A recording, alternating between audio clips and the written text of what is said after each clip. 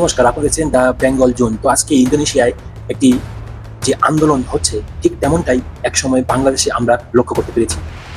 তো সেরকমই একটি আন্দোলন সৃষ্টি ঘটে ইন্দোনেশিয়ায়। আন্দোলনের কি উদ্দেশ্য কি ছিল বা আন্দোলন কিসের জন্য আন্দোলন, যদি আমরা একটু লক্ষ্য করি, এই আন্দোলন ঠিক তেমনটাই বাংলাদেশে বিগত দিনে আমরা যেটা দেখতে পেরেছি, ভাতা, সংস্কার আর অন্যান্য দাবি নিয়ে, ঠিক তেমনটাই ইন্দোনেশিয়ায় ঠিক তেমনই আন্দোলনের বিক্ষোভ সৃষ্টি হয়। আর এই আন্দোলন চলাকালীন কয়েকটি ঘটনাকে লক্ষ্য করা যেতে পারে। যদি আমরা লক্ষ্য করি, তাহলে ঠিক তেমনটাই বাংলাদেশে যেরকম ঘটেছিল, তেমনটাই আমরা লক্ষ্য করতে পারছি এই ইন্দোনেশিয়ার এই আন্দোলন। ঘটনায় কি ঘটলো হঠাৎ করে? এই আন্দোলনকে এতটা হঠাৎ করে তীব্রতার গতি এলো কি করে? যদি আমরা দেখি যে একটি ঘটনা যে আন্দোলনের সময় ঘটে গেছে, পুলিশ ভ্যানের মধ্যে বা পুলিশ ভ্যানের চাকার নিচে এক আন্দোলনকারী মৃত্যু ঘটে।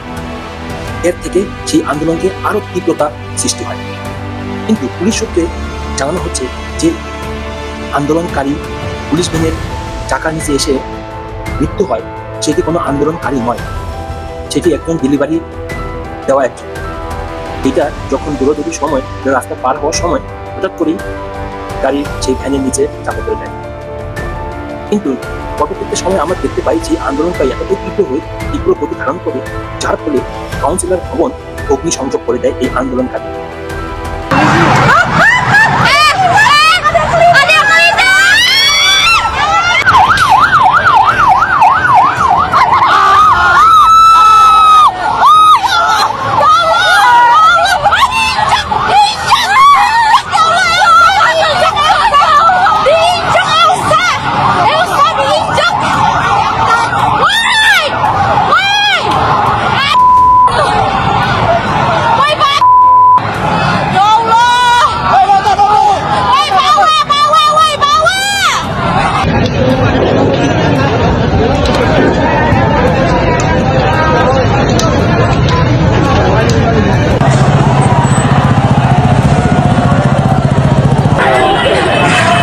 DPRD Kota Makassar terbakar.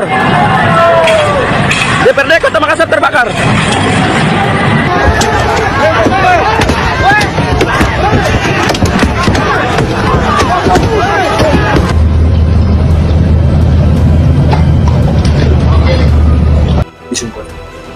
যদি আমার ভিডিওটি ভালো লাগে তাহলে অবশ্যই লাইক, শেয়ার এবং সাবস্ক্রাইব করতে ভুলবেন না। ধন্যবাদ।